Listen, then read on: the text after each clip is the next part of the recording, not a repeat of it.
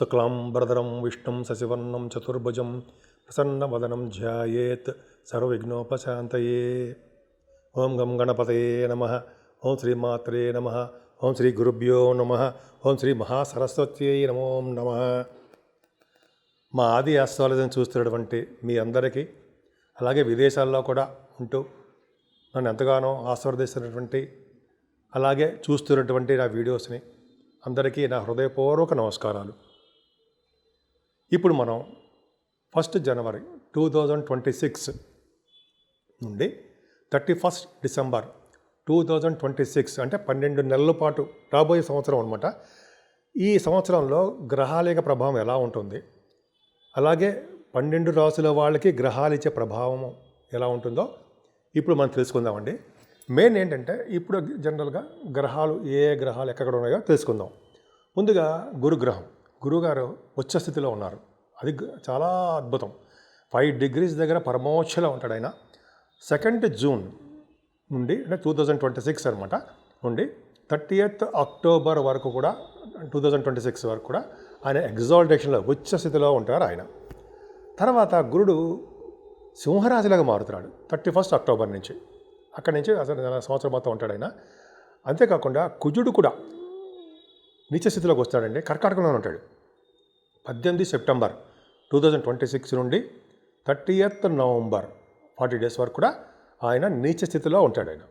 So నీచ స్థితిలో ఉన్నప్పటికీ ఒక ఉచ్చగ్రహంతో కలిసి ఉండడం వలన నీచభంగ రాజయోగం కుజుడికి ఏర్పడింది. అద్భుతం. తర్వాత అంతేకాకుండా ఈ కుజుడే మళ్ళీ ఇంకోసారి జనవరి 2026 ఎగ్జాల్టేషన్ ఉంటాడండి ఆయన. అంటే మకర రాశిలో ఉంటాడు ఆయన, ఎగ్జాల్టేషన్లో ఉంటాడు. అంటే ఉచ్చస్థితిలో 2 గ్రహాలు ఉచ్చస్థితిలో ఉండడం, గురుడు ఉచ్చలో ఉండడం, కుజుడు ఎగ్జాల్టేషన్లో ఉండడం గొప్ప అదృష్టం అండి. సంవత్సరం మొత్తం కూడా చాలా బాగుంటుంది. అంతేకాకుండా రాహు కూడా ఆల్మోస్ట్ 6th డిసెంబర్ నుంచి ఉంటాడు అనుకోండి, అది పెద్ద ప్రాబ్లం ఏం కాదు. నవంబర్ వరకు కూడా రాహు మీకు కుంభరాశిలోను, కేతువు కూడా సింహరాశిలో ఉంటాడు. అంటే 5th డిసెంబర్ని మాత్రము మారుతారు వాళ్ళు. అంటే సింహరాశిలోంచి కర్కాటక రాశిలోకి కేతువు మారడము, కుంభరాశిలోంచి అలాగే మకర రాశిలోకి రాహు మారడం జరుగుతుంది ఆల్మోస్ట్ డిసెంబర్ ఎండింగ్లో. సరే, అది పక్క పెడితే శని కుజుల కాంబినేషన్ మళ్ళీ కుజుడు 3వసారి వస్తున్నాడు. కుజుడు 3rd ఏప్రిల్ అండి నుండి అలాగే 10th మే 40 days వరకు కుజుడు ఎక్కడ ఉంటాడు, శనితో కలిసి ఉంటున్నాడు. శనీశ్వరుడు ఎక్కడున్నాడు, మీనరాశిలో ఉన్నాడు. మీనరాశిలో శని కుజులు కాంబినేషన్ కలయిక అనేది తెలుసుకోవాలండి మనం. చాలా ఇంపార్టెంట్. ఎందుకంటే గ్రహ యుద్ధం జరుగుతుంటుంది ఇక్కడ. ఎప్పుడూ కూడా శని కుజులు కలిసి ఉండడం చాలా తప్పు. అంటే డిగ్రీస్లో కుజుడు ముందుంటే గ్రహ యుద్ధంలో కుజుడు గెలుస్తూ ఉంటాడు. సరే, అది పక్కన చెప్తాం, మొత్తం చెప్పుకుందాము. గ్రహాల యొక్క ప్రభావము ఈ విధంగా ఉందండి. సో ఈ విధంగా మనకి మెయిన్ గ్రహాలు శనీశ్వరుడు, రాహువు, కేతువు, గురుడు, ఈ మెయిన్ కాంబినేషన్స్ ఈ సంవత్సరం మొత్తం రూల్ చేస్తూ ఉంటారు, ప్లస్ కుజుడు. సో ఈ విధంగా మనం చెప్పుకుందాము. కుంభరాశి, అమ్మ బాబోయ్ అనుకుంటాం కదా, నిజంగా కుంభరాశి గురించి భయపడాల్సిన అవసరం లేదండి. కుంభరాశికి మీ రాశిలోనే రాహు ఉండము, ద్వితీయంలో శనీశ్వరుడు ఉండడం వలన కొద్దిగా ఇబ్బందికరమేనండి. కుటుంబంలో చిన్న చిన్న ప్రాబ్లమ్స్, చిన్న చిన్న మనస్పర్ధలు, పైగా వక్రగతిలోకి వచ్చేస్తాడు శనీశ్వరుడు. అంటే 27th జూలైలో వక్రగతిలో ఉంటాడండి. అక్కడి నుంచి 10th నవంబర్ సంథింగ్ గుర్తులేదు, అక్కడ వరకు వక్రగతిలో ఉంటాడు. శనితో కలిసిన కుజుడు, అమ్మో అంటాం, అదేం భయపడకండి. అంటే 2nd ఏప్రిల్ నుంచి 10th మే వరకు కూడా శనితో కలిసిన కుజుడు, వాడిద్దరు కూడా గ్రహయుద్ధం జరుగుతూ ఉంటుంది. గ్రహయుద్ధం జరగడం వలన వీళ్ళిద్దరిలో ఎవరు గెలుస్తారనేది తెలిసిపోతుంది. అంటే శని బలవంతుడు అవుతాడు అక్కడ, కుజుడు కూడా ఆల్మోస్ట్ ఏప్రిల్లో బలవంతుడు అవుతాడు. సరే, ఎవరు బలవంతుడు అయినా కాకపోయినా 2వ భావాన్ని ఈ చూడడం వలన, గురు శని చూడడం వలన మీరు మాట పరుషజాలంతో మీరు ఎక్కువగా తిడుతూ ఉంటారు అందరినీ. కుంభరాశి వాళ్ళు ఎక్కువ తిట్టడము, మనస్పర్ధలు రావడము, భార్యాభర్తల విషయంలో బాగా దెబ్బలాడుకోవడము, ఇవన్నీ శని ప్రభావం కదండి. నా సొంత కవిత్వం కాదు. ముఖ్యంగా ఫ్రెండ్స్ సర్కిల్లో కానీ, బంధువర్గంలో కానీ, భార్యాభర్తల విషయంలో కానీ మనస్పర్ధలు వచ్చి తీరతాయి. ఇప్పటి వరకు అలాగే ఉన్నాయి. ఈ కుజుడు కూడా జరిగింది కాబట్టి ముఖం మీద దెబ్బలు తగలడమో, ఒకరికి సంబంధించిన ప్రాబ్లమ్స్ రావడమో, నీటి వలన ప్రమాదం జరగడానికి అవకాశాలు ఉన్నాయి. ఫేస్ దెబ్బ తగ్గుతుంది. కానీ తన సెకండ్ హౌస్ని చూసుకోవడం వలన శని వలన కుజుడి వలన వచ్చే దోషాలు చాలా ముందు తగ్గుముఖం పట్టి మీకు కొద్ది మంచి జరగడానికి అవకాశం ఉంది. అయితే శనీశ్వరుడు కుజుడు కలిసేటువంటి ద్వితీయ భావంలో ముఖానికి సంబంధించిన వ్యాధులు కానీ ముఖానికి సంబంధించిన ప్రాబ్లమ్స్ కానీ ముఖం హెడ్ మొత్తం అటువంటి ప్రాబ్లమ్స్ రావడానికి అవకాశం ఉంది. కానీ కంట్రోల్ మీ అదృష్టం అంటే గురుడు కాంబినేషను ద్వితీయ భావానికి చూసుకోవడం మంచిదే అయింది. పైగా వేళపడ్డ భోజనం వసతులు బ్రహ్మాండంగా దొరుకుతాయి, హాయిగా భోజనం చేస్తారు. కానీ కంఫర్టబుల్నెస్ తక్కువ, సుఖం తక్కువ, కష్టానికి ఎక్కువ. మీరు ఎక్కడికైనా సుఖపడలేరు. అదే శని చతుర్థ భావాన్ని చూడడం వలన మీ శని అంటే కష్టపడుతూ ఉంటారు, విద్యలో కూడా రాణించలేరు. మీ తల్లిగారికి ఆరోగ్య పరిస్థితి కూడా కొంచెం ఇబ్బందికరంగానే ఉంటుంది. కొద్దిగా జాగ్రత్త వహించవలసి వస్తూ ఉంటుంది. అంటే మీకు భూములు వాహనాలు ఇవన్నీ రావడానికి అవకాశాలు తక్కువగా ఉంటాయి. సంతానం విషయంలో మాత్రం ఏమాత్రం ఇబ్బంది లేదండి. మగ సంతానం పడడానికి అవకాశం ఉంది. సంతానం వలన డెవలప్మెంట్స్ ఎక్కువ ఉన్నాయి మీ కుంభరాశి వాళ్ళకి. మరి గురుడు సెకండ్ హౌస్ లార్డ్ 6వ భావంలో ఉన్నాడు. 6వ భావంలో గురుడు మంచి చేస్తాడు. ఎందుకంటే 6వ భావంలో గురుడు ఉచ్చ స్థితిలో ఉన్నాడు. అంటే 2వ ఇంటివాడు 11వ ఇంటివాడు పాపి అయినప్పటికీ కూడా 6వ భావంలో ఉన్నాడు వల్లనే మంచి చేస్తాడు. ఎగ్జాల్టేషన్ ఉన్నాడు జూన్ 2 నుంచి, అలాగే 30వ తారీఖు అక్టోబర్ వరకు గురుడు ఉండడం వలన, అలాగే చతుర్థ భావాధిపతి అయిన కుజుడు నీచ స్థితిలో ఉండడం వలన, నీచ స్థితిలో ఉండి అంటే జనరల్గా ఏంటంటే కుజుడు సెప్టెంబర్ 18 నుంచి వరకు ఉంటాడు, నవంబర్ 13 వరకు ఉంటాడనమాట. ఈ కాంబినేషన్ వలన కుజులు కాంబినేషన్ వలన నీచభంగ రాజయోగం ఏర్పడి గురుమంగళ యోగం ఏర్పడింది 6వ భావంలో. అంటే శత్రువుల ద్వారా ధన సంపాదన. అలాగే మీ కోర్టు కేసులు కానీ లాయర్ సంబంధించి ఎటువంటి ఉంటే వాటిల్లో నుంచి మీరు బయటపడిపోతారు. అంతేకాకుండా గురు ప్రభావం వల్ల కూడా సన్మానాలు జరగడము, మీకు దయ జాలి ఉండడము, కొంతమందిని పోషించడము, అలాగే మీకు సంపూర్ణ ఆరోగ్యవంతులుగా ఉండడము, సేవగా జనం ఉండడం జరుగుతుంది. సడన్ గెయిన్స్ కూడా ఉండడం జరుగుతుందండి. సక్సెస్ కొడతారు. ఎక్కడున్నా సరే, కుజుడు కూడా ఉన్నాడు కదా, ఎక్కడున్నా సరే సక్సెస్ రేటు మీకు ఎక్కువ ఉంటుంది. విజయ పరంపరలో ఉంటారు, విజయంతో ఉంటారు. జూన్ నుంచి ఇంకా ఆల్మోస్ట్ సంవత్సరం 6 నెలల పాటు మీకు విజయం వైపే మీరు ప్రయాణం చేస్తూ ఉంటారు జూన్ నుంచి. అందుకే మీరు యమున నది పుష్కర స్నానం కూడా చేయబోతున్నారు.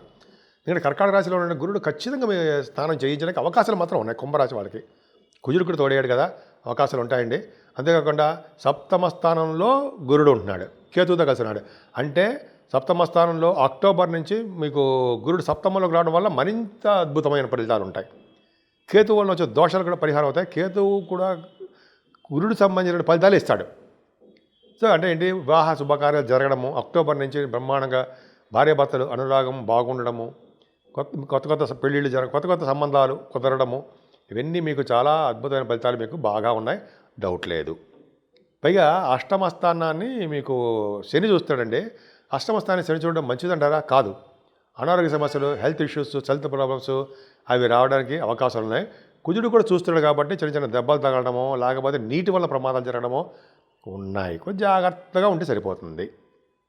అంతేకాకుండా భాగ్యస్థానం కూడా మీకు బాగుంది అంటే వ్యాపారాల రీత్యా డెవలప్ అవుతారు.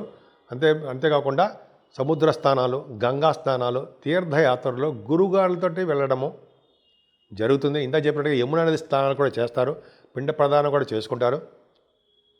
అంతేకాకుండా సంవత్సరం మొత్తం కూడా మీరు మంచి చార్ధామ్ యాత్ర, మంచి యాత్రలు చేయబోతున్నారండి మీరు. అది అద్భుతం. అది విష్ణుమూర్తి ఉన్నటువంటి ప్లేసు, శివుడు ఉన్నటువంటి ప్లేసు, అలకనంద ఇవన్నీ ఉన్నాయి కదండి, బ్రహ్మకపాలం, ఇవన్నీ మీకు జరగబోతున్నాయి. మీ అదృష్టం తోడవుతుంది. అంతేకాకుండా 10వ స్థానాన్ని గురుడు చూస్తున్నాడు. ప్రొఫెషనల్గా మీరు థ్రిల్లర్ అంటే మీరు చేసే 10 పనులు కూడా థ్రిల్లింగ్ ఉంటుందన్నమాట. అంటే బ్యాంకింగ్ రంగంలో ఉన్న వారికి, అలాగే రియల్ ఎస్టేట్ రంగంలో ఉన్న వారికి కూడా బాగా డెవలప్మెంట్స్ ఉంటాయి. అంతేకాకుండా మీరు చేసే ప్రతి పనిలోనూ చార్ట్ అకౌంటెంట్స్, కాస్ట్ అకౌంటెంట్స్ అంటారు కదా, ఆ ప్రతి పనులను విజయం సాధిస్తూ ఉంటారు. మీరు ఆడవాళ్ళు కూడా చెప్తున్నారండి, మీరు చేసే మీ ఎగ్జామ్స్ రాస్తున్నారు, అలాగే ఇంటర్వ్యూస్కి వెళ్తూ ఉంటారు అనుకోండి, వాళ్ళు అక్కడ చదువు రీత్యా మీరు సక్సెస్ అవుతారు. గవర్నమెంట్ ప్రొఫెషన్లో ఉండడానికి అవకాశాలు ఉన్నాయి.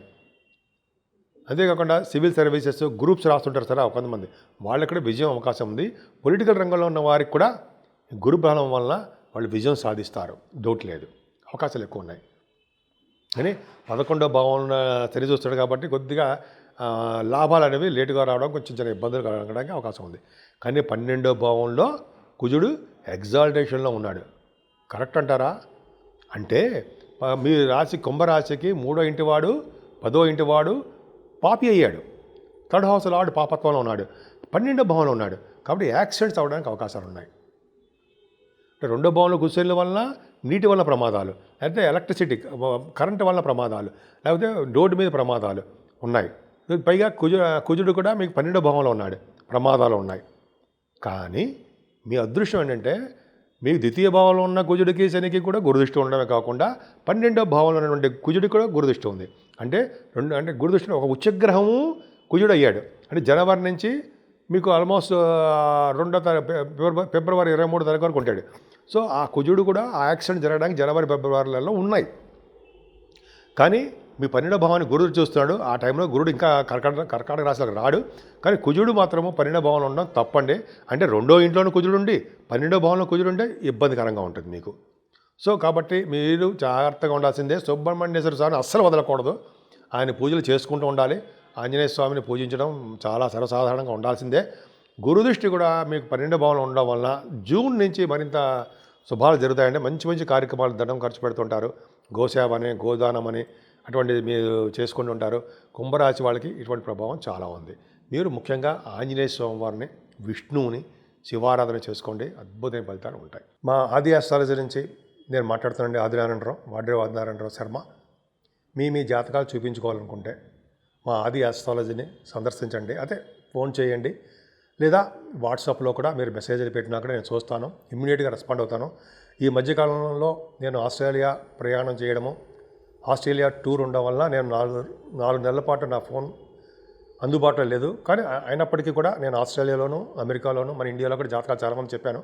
సరే, అది పక్క పెడితే ఈ సంవత్సరం మొత్తం కూడా ఫలితాలు ఎలా ఉండబోతున్నాయి, మీ జాతకాల ప్రకారం ఎలా ఉండబోతున్నారు, అంటే ఉద్యోగాలు కావాలనుకున్న వాళ్ళకి కానీ, లేదా సంతానం లేని వాళ్ళకి కానీ, లేకపోతే చాలా విధాలుగా వివాహం కాని వాళ్ళకి కానీ, ఇవన్నీ ఉంటాయి, ప్రాబ్లమ్స్ ఉంటాయి కదా.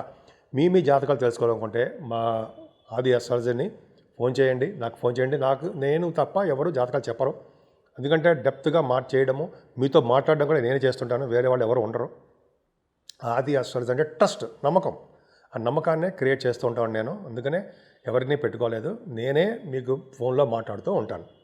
సరే, అది పక్కకు పెడితే ఈ సంవత్సరం మొత్తం కూడా 12 రాసుల వాళ్ళు కూడా పూజించవలసిన దేవుడు శివుడు. అలాగే దక్షిణామూర్తిని పూజించడం వలన, ఎందుకంటే గురు ప్రభావం ఉంటుంది కాబట్టి దక్షిణామూర్తిని పూజించడం వలన మీకు సర్వ శుభాలు జరగడానికి అవకాశాలు ఎక్కువ ఉన్నాయండి. ముఖ్యంగా చదువు బాగా వస్తుంది, విద్యలో బాగా రాణిస్తారు.